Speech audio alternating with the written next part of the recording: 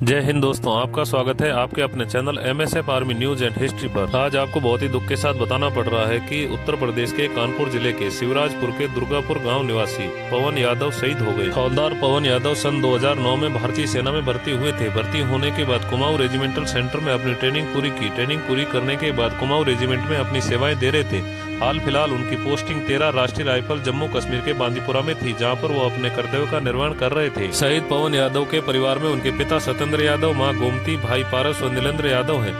उनकी पत्नी सुषमा, 11 साल का बेटा तेजस और एक 8 साल की बेटी है। आपको बता दें कि हाल फिलहाल पवन यादव की पत्नी सुषमा, उनका बेटा और बेटी प्रयागराज में रहते हैं, जहां पर वो अपने बच्चों की पढ़ाई करवा रहे थे। शहीद हवलदार पवन यादव कुछ महीने पहले ही छुट्टियां बिताकर वापस ड्यूटी पर गए थे और हाल फिलहाल वो खिचड़ी पर छुट्टी आने वाले थे। उन्होंने पापा से बात की तब बताया कि हम खिचड़ी पर छुट्टी आएंगे, आप सर्दी से अपना बचाव रखना। आपको बता दें कि हवलदार पवन यादव हाल फिलहाल 13 राष्ट्रीय राइफल जम्मू कश्मीर के बांदीपुरा में तैनात थे। वह ड्यूटी के दौरान ही सेना की गाड़ी से कहीं जा रहे थे। जाते समय अचानक से उनकी गाड़ी फिसल कर गहरी खाई में गिर गई, जहां पर पवन यादव बुरी तरह से घायल हो गए।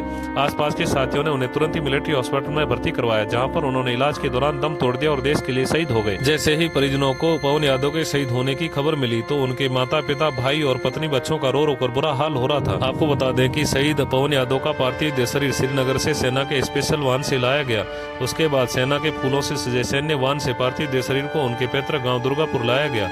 जैसे ही पार्थिव देह शरीर उनके पैतृक गांव पहुंचा तो आसपास से गांव से लोगों की भीड़ उमड़ पड़ी और पवन यादव अमर रहे के नारे लगाने लगे। पार्थिव देह शरीर गांव में पहुंचने के बाद अंतिम दर्शन के लिए उनके घर के आंगन में रखा गया। जैसे ही पार्थिव देह शरीर को देखा तो उनकी पत्नी, बच्चे और मां का रो रो कर बुरा हाल हो रहा था और बार बार बेहोश हो रही थी। पार्थिव देह शरीर के अंतिम दर्शन हो जाने के बाद पार्थिव देह शरीर को शिवराजपुर के खेश्वर घाट पर ले जाया गया।